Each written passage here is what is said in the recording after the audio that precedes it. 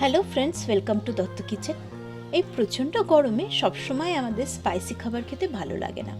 এই গরমের কথা মাথায় রেখেই আজ আমি হালকা করে আলু পটল দিয়ে রুই মাছের পাতলা ঝোল তৈরি করব। চলুন শুরু করছি আমাদের আজকের রেসিপি। এখানে আমি 4 টুকরো মাছ নিয়েছি।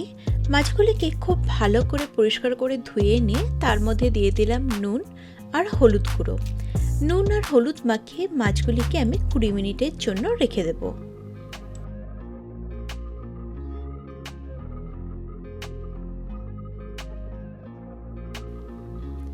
গ্যাসের মধ্যে কড়া বসিয়ে গরম করে নিয়েছি। দিয়ে দিলাম বেশ কিছুটা সর্ষের তেল। আমাদের তেলটাও গরম হয়ে গেছে। এই গরম তেলের মধ্যে এক এক করে আমি মাছগুলিকে ছেড়ে দিচ্ছি।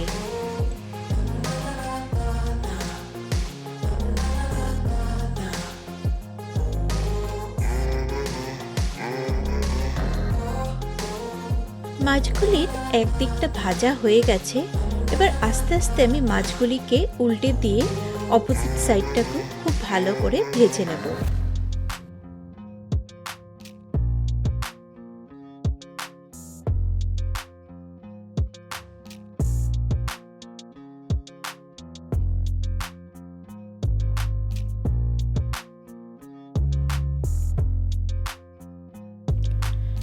আমাদের মাছগুলি ভালো করে ভাজা হয়ে গেছে।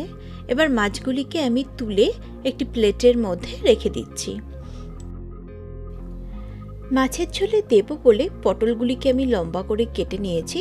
আমি একটি পটল কেটে দেখালাম। হাফ পটলকে আমি মাঝখান থেকে লম্বায় কেটে নিয়েছি।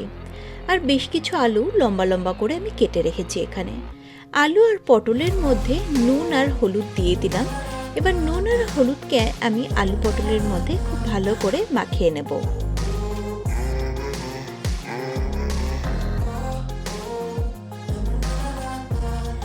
যে তেলের মধ্যে আমরা মাছগুলি ভেজে নিয়েছিলাম সেই একই তেলের মধ্যে আমি আলুগুলিকে ছেড়ে দিলাম। আলুগুলিকে এই তেলের মধ্যে দিয়ে খুব ভালো করে আমরা ভেজে নেব। দেখুন আমাদের আলুগুলো ভাজা হয়ে গেছে। এবার আলুগুলোকে আমি তুলে রেখে দিচ্ছি।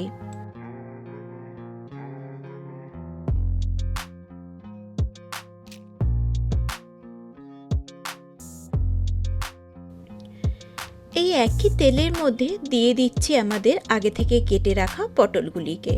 পটলগুলিকে দিয়েও খুব ভালো করে ভেজে নিতে হবে।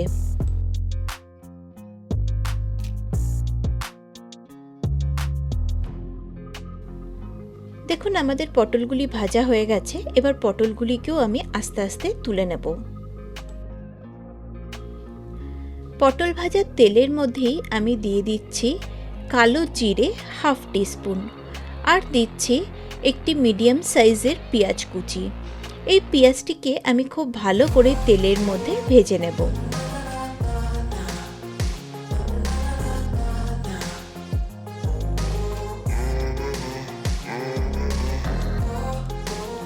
দিয়ে দিলাম 3 থেকে 4টি কাঁচা লঙ্কা।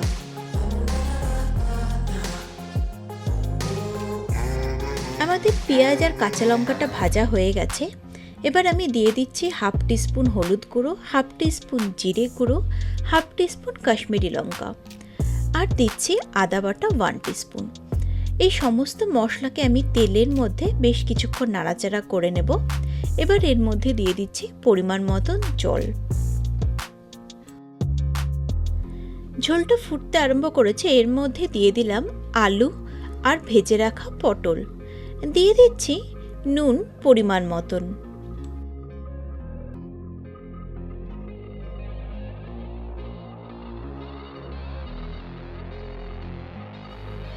দেখুন আমাদের ঝোলটা ফুটে গেছে।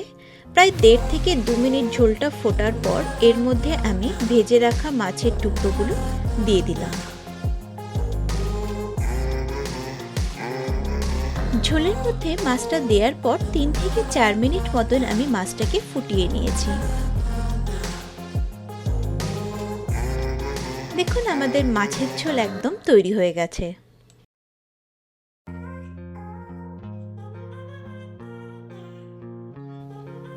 আলু পটল দিয়ে মাছের পাতলা ঝোল কিন্তু একদম রেডি। এটি একটি খুব সহজ রান্না এবং খুব সাধারণভাবেই রান্নাটিকে করা যায়। আজ আমি একটি সাধারণ রেসিপি আপনাদের সাথে শেয়ার করলাম।